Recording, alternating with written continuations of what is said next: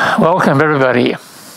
So great to be with you as we explore the gift of that is awakening. I love that the new message of unity is all about awakening, because that's what I'm about: waking up, being free, here and now. And it's only ever here now. This is it. And awakening is really about coming to the realization that this moment now is all there is. Yes, we honor the past and we keep an eye on the future, but more and more we realize that now is all there is. And the more you relax into now, this present moment, free of any story, just pure being, here now. Just do that now. Just relax into the now moment and realize you can tell yourself a little story. Wow, this is all there is. And let that story go. So my new book out there in the foyer is called End Your Story, Begin Your Life. And that's really what I teach. Although I've got this new book out now, which I kind of shifted the teachings around a little bit to make it more clear. But end your story, begin your life. That's the whole teaching in a nutshell, right? You can end your story and get on with your life. Have no story about it. Let other people have a story about your life. And they will tell. Until people are free, they will judge you and tell stories about you.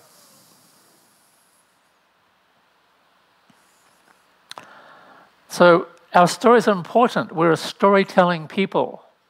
Human beings tell stories. That's what makes us different from all the animal kingdom and birds, that we have the ability to think. But people get trapped by their story. They get stuck in their story. The story of me, of I, of my suffering, my joys, my successes, and my suffering. And what makes awakening unique, makes it so special, in what makes it the greatest gift you can give yourself. And everyone can give themselves that gift of awakening. I sought awakening for 20 years. And I finally woke up 20 years ago, actually, in 1995. And I've been free of suffering ever since, with occasional moments of egoic contraction, occasional moments of, oh, what's this about? But then I quickly release it, and I'm back here, right now, where I am. Here, now. So you can be in a human body and be 98% free of suffering. And the other few percent, you can handle it when the reaction occurs. You just momentarily forget it and you come back to being. Everybody's in the family, and we're all in families, know about that, right? Our family members can push our buttons. Our husbands, our wives, our spouses, our children, our parents. I remember Ram Dass famously saying, if you want to know how enlightened you are, go spend a week with your family. So that's a good test of our freedom. So awakening is realizing you have a story, but you're not your story. Because stories come and go. They shift and change. This is what the Buddhists meant by impermanence, change, anicca. Everything comes and goes, but we don't change. We are the awareness that's always here. So self-realization is about discovering what doesn't change in you, what you always are and always have been, what was not born and does not die. You just are. And that is the consciousness, the beingness, the presence you are. Self-realization is all about getting in touch with that. and realizing, wow, I am this. Yes, I have a story, but I'm not my story.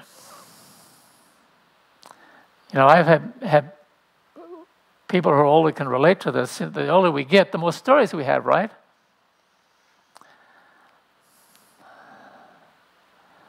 The older we get, the more stories we have. But the freer you are, the less you identify with those stories.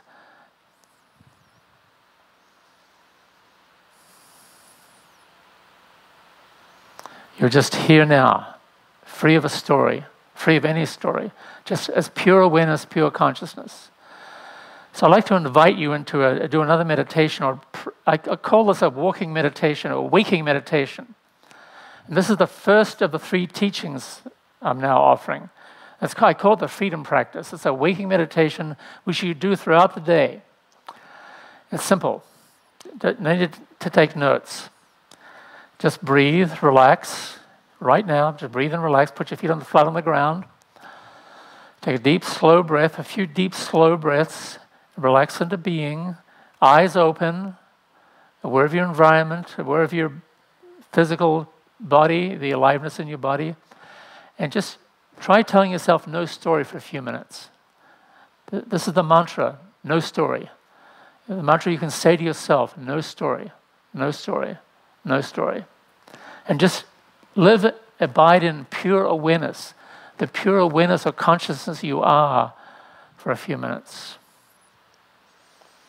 And just see how it feels to be in pure, empty, open awareness. No story at all. You can pick all your stories up later, a few minutes from now. Just experience being and seeing without any story. Discover the joy in seeing without a story. And then you'll notice something. Nature abhors a vacuum, so new stories, new realizations, new insights begin to flow in. New solutions to maybe the problems you're dealing with. The more you see without a story, the more present you are, and the more you realize, wow, this is what I need to do. This is the next step I need to take.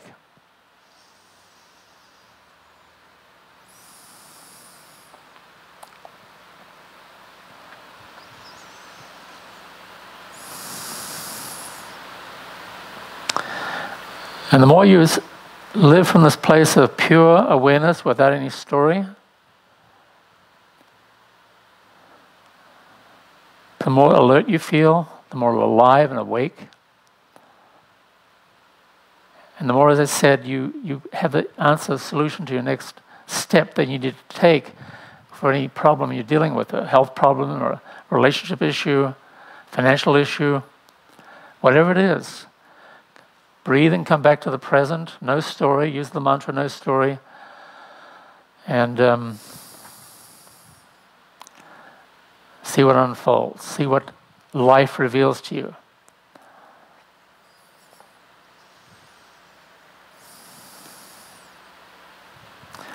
So there are 2 other teachings that are important in my teaching. Second teaching is a welcoming. You learn to welcome your upsets and reactions. When you get triggered, buttons get pushed, you learn to welcome that. Why? Because it's showing you where you're not yet free. And you want to be free, right? You want to be free of everything. As free as you can be and still be in a human body. So you learn to welcome your upsets. And the year before I woke up myself, I wasn't suffering very much, but occasionally I would suffer. I learned to say the mantra, I welcome this situation. It is showing me I'm not yet free. Jean Klein, the man who taught me all this, talked a lot about welcoming. Because when you live in freedom, when you're awake, you live in a state of welcoming. You welcome everybody, everything into your life.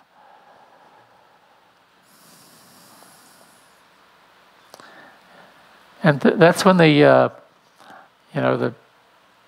phrase welcome, welcome. You begin to welcome, you begin to live in a state of welcoming. And of course, if something bad happens, you don't welcome that initially. You may resist it. The death of a friend or an injury, accident. But eventually you learn to welcome it, because if you're caught up in it, at the effect of it, you're not free. So eventually you learn to welcome it. And the third teaching is asking the big question. Anybody think they might know what the big question is? Yes? For me? Yes, who am I? Who's the storyteller? This is the big question that until you answer it, ask it, there's no freedom. There's no real freedom, because you're still taking yourself to be an I, a me. So who is this I that tells the stories? Who's the storyteller?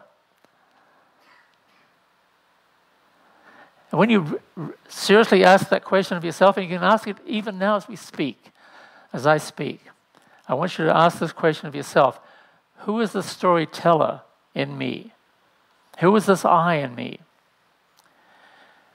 And what you'll soon discover, if you haven't discovered already, is that the storyteller is no more real than the stories it tells. It too is an illusion. The self is an illusion. The me, the I, the me, myself, my story, my story, this is my story, I'll defend it to the bitter end. It's illusory. And when you see that, when you say, my God, this is my realization, this is what happened to me. When I saw that, I woke up one morning feeling depressed 20 years ago, and I was about to get out of bed and go and sit and meditate, because I knew how to clear the depressed energy through meditation.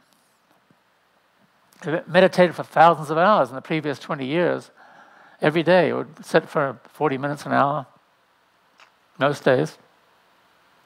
But this particular morning, I lay in bed and I thought to myself, how come this is still happening to me? How come I'm still getting depressed? How come I'm not free yet? And I remember something Jean Klein had said. You're not the person you think you are. Find out who you really are and you'll be free. So I lay in bed with this, closed my eyes and went deeply into the interior of my own being, my own consciousness, with a question. Okay, Jim, you say you're depressed. Who is this me who is depressed? And I searched everywhere inside myself, this me who felt depressed, who was depressed, and I realized it was just a thought form, which was creating the feeling, that heavy, depressed, pressed down feeling of being depressed. When I saw that, something shifted, and I realized I felt fine. I got up and went about my day. And the same thing happened the next morning. 3 mornings in a row it happened. And after the third morning, the jig was up. It was all over. I realized, my God, this ego self, this ego me that I've been so identified with for my whole life, since about age 2 or 3, was not real and never was. But it created the very, very real emotional reality of my life. The depression, the shame, the guilt, the anger, whatever your particular emotional thing is. Believing in the fiction of the I, the me, the storyteller, is what keeps the emotional reality alive. When you see through it, you wake up. You're still here, but now you're free of the story of me and I, and with no story to fuel it, the emotional energy drains away. It literally drains away, and you become your true emotional state, which is ease, harmony, and flow. You just feel a sense of ease, harmony, and flow. And that's becomes your emotional state 90% of the time. And you're human, so you'll have residues. Even long after you wake up, you can have residues of old ego reactions. But you still have an ego. You still have an I thought, the me thought. But now you no longer identify with that. Your identity comes from being awake and aware and alive here now. This moment now is it. And you realize, wow, I have a name, Jim Dreaver, but that's not who I am. I am this. I am pure awareness, pure consciousness.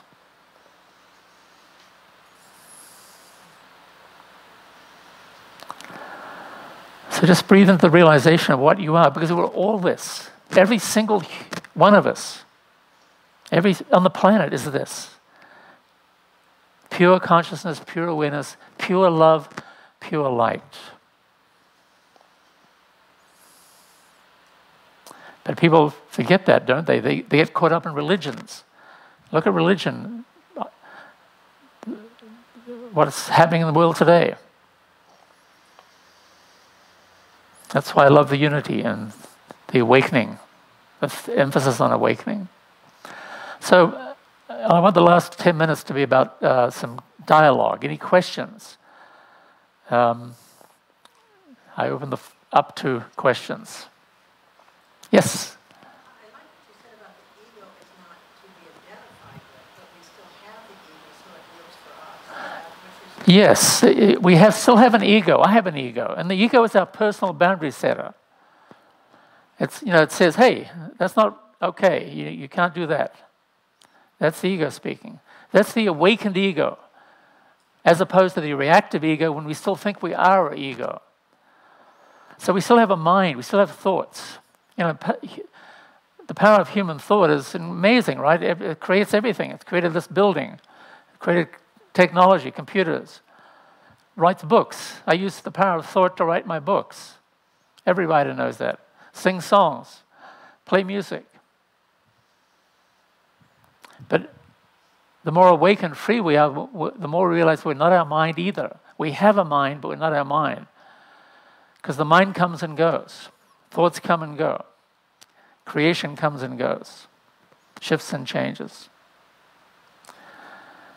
Yes, another question. Yes? How do you stop thinking? Okay, good question. How do you stop thinking? What was that? All right, so you've got to form this intention. What's your name? Rosalie. So just form the intention. I want to get to know myself as the awareness behind my thoughts. Just hold that idea in mind. Because when the freer you are, the more you realize, wow, I'm the awareness that is always here behind the coming and going of my thoughts. And using the affirmation or mantra, no story. So when you sit and meditate, just tell yourself no story a few times, no story. And really be alert and present. And begin to watch your thoughts and make them objects of observation.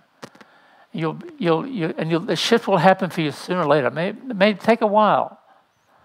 But I promise you, the more you focus on being the awareness behind your thoughts,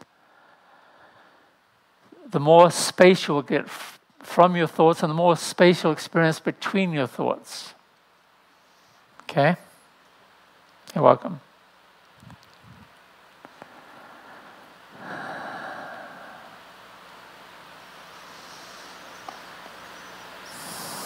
Yes.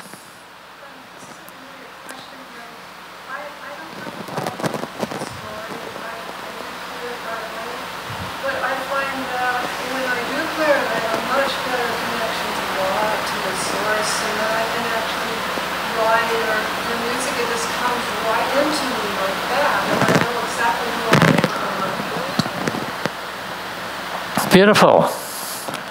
So how often how much time do you spend in that place of connection? Well, there you go. Beautiful. So you're awake. Yes. Right. Gratitude. I remember Jean Klein saying that the predominant human emotion of someone who's awake and free is gratitude. Just tremendously grateful. My God, I've discovered myself, and it was here all along. I was this all along, but I got caught up in this story and all the drama and all the emotion. Emotion, drama, and story. And You know, I love drama myself, but I love it on the television screen or the movie screen. That's where I get my daily dose of drama.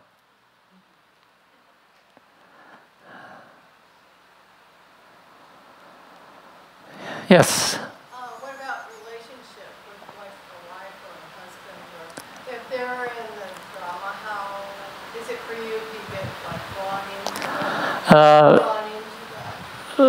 that? Less and less, but you know, my relationship has been a good test of my freedom. The thing about relationships is that it's important for you to not get caught up in any story.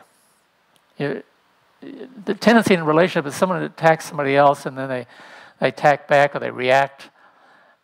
The way to dance more harmoniously in your relationships, I'm speaking this from personal experience, is to no story. Just listen to them, listen to your partner, be there in a loving, caring, conscious way, but no story. And see what happens. You'll be amazed at what happens. Things will smooth themselves out. Or maybe your partner needs to explode. I don't know. But the less you can get caught up in a story of any kind, the freer you are, the more present you are, the more able you are to be there and maybe see what's really going on. Yes. Yes.